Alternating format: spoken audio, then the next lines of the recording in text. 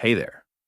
Welcome to CyberPulse by Quantum Shield, the podcast where we make cybersecurity less intimidating and a lot more exciting.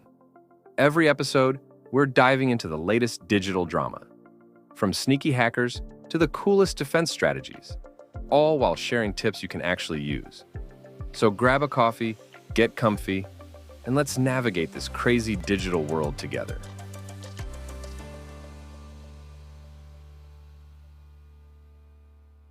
Ever had one of those moments, where you leave your laptop, like on the bus Yeah. or in a coffee shop, Oh, yeah. and all your files, research, everything, it's just gone, It makes my stomach turn just thinking about it. right? So today, we're diving into how to make sure that stays a what if. We're talking risk mitigation and security controls, keeping your precious data safe and sound. Music to my ears. Love this stuff. Now, when we say risk mitigation, we don't mean becoming a digital hermit. Right. It's not about hiding away. Definitely not. It's about being smart, minimizing the chances of something going wrong, and the impact if it does. Being strategic about it. I like it. And the material we're looking at today lays out a really cool approach to this whole thing, especially for information security. Yeah. So no more crossing our fingers and hoping for the best. Right. Right. We got to be proactive. And that's where these strategies come in. The material emphasizes no one right answer. It's about choosing the approach that fits, Okay, so let's break down these options. When facing down a risk, what's on the table? So the first one might seem a little strange.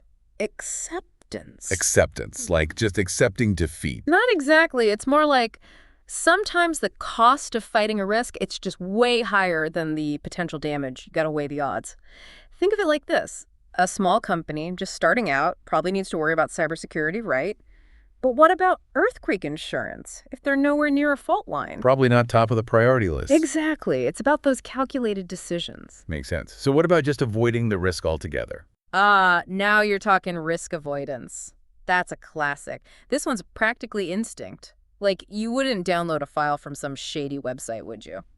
I mean, I've been tempted, but that little voice in the back of my head usually stops me. There you go. That's risk avoidance in action. Love that little voice. Yeah. But what about risks you can't just avoid? Like having a computer or being online at all, those are kind of non-negotiable these days. True. And that's where we get to risk transfer. Okay, I'm intrigued. Risk transfer. Sounds kind of risky. Not really, actually. The best example is good old insurance. Car insurance, for example. We pay our premiums. To transfer the risk of an accident to the insurance company. Bingo. They take on the burden if something goes south. Smart.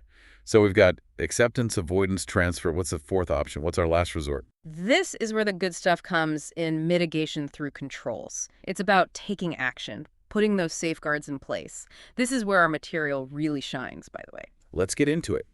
What are these security controls you speak of? Paint me a picture. Think of them as your defenses, right? The actual measures you take to reduce risk.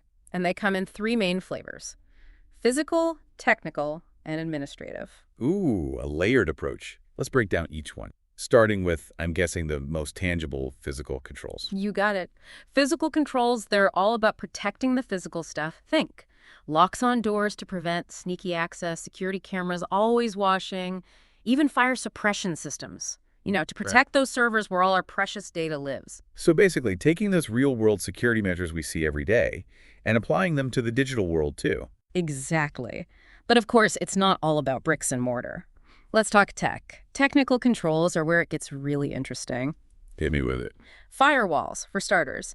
Think of a firewall as that shield between your network and, well, the entire internet. It's like having a very dedicated bouncer at the club, checking IDs before anyone even gets close. I like the analogy. So if someone's trying to, say, hack into a system, the firewall stops them at the door. Ideally, yes. Though, like any good defense, you need backup, right? Yeah. That's where intrusion detection systems come in. They're constantly watching the network, sniffing out any suspicious activity. So it's like a digital alarm system. Pretty much. If something sets it off, you know something's up and you can act quickly. Phew. Thank goodness for those. But what about the data itself? How do we keep that secure? The key is to make it unreadable without permission, which is where encryption comes in. Encryption scrambles data, turning it into, well, gibberish unless you have the key to unlock it. So even if someone gets their hands on the data, it's useless to them. Precisely. And of course, no security setup would be complete without the old faithful antivirus software, constantly scanning for and squashing those pesky digital threats. It's amazing how much goes into keeping our information safe online. But you mentioned a third type of control. It's not all about fancy tech, right? You're right. It's not. Even with the best tech in the world, human error can throw a wrench in the works. That's where administrative controls come in. The human element. Exactly. Strong passwords, great, but not if you write them on a sticky note stuck to your monitor. Oh, come on. Not Oh. everyone does that, do they? You'd be surprised. That's why security awareness training is so important. People are often the weakest link, so educating them about the risks and how to mitigate them is key. Makes sense. Other administrative controls include incident response plans.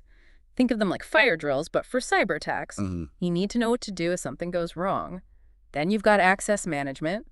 Not everyone needs access to everything. And of course, regular audits to make sure everything's running smoothly and securely. So it's like that whole defense in depth idea, right? Yeah. Multiple layers of security. You nailed it. Relying on a single type of control is like locking your front door but leaving all the windows open.